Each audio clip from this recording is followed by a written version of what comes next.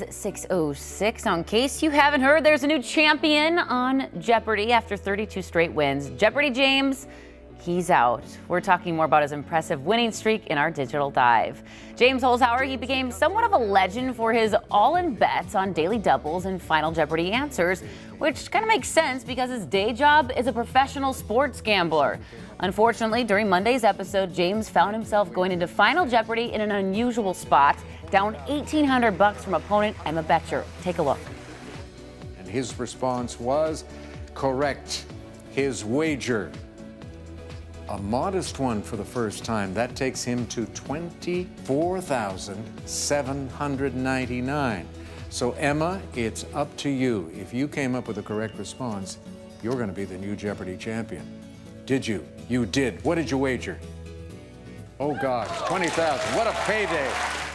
Yes, a Chicago librarian, Emma, won, but James, you know what? He's still doing pretty well. He won nearly $2.5 million during his streak and will go down in the Jeopardy record books for most money won in an episode. 15 times he went the entire game without getting an answer wrong, and he won an average of $77,000 per episode. So, of course, a lot of people online still buzzing about his big loss yesterday. In fact, James even tweeted after the game himself saying, "Knew I shouldn't have invited Drake to the Jeopardy taping," talking about Drake always making teams lose, the ones he roots for. Ken Jennings, you guys, even tweeting, saying that actual photo of James walking off stage at Jeopardy, his reign of destruction completed.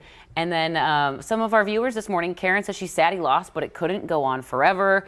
Emma was very good, and it'll be fun to see how she does. And a lot of people think there are conspiracies around it, saying they think it was rigged. Vonnie says he lost on purpose. He didn't buzz in on questions I could answer.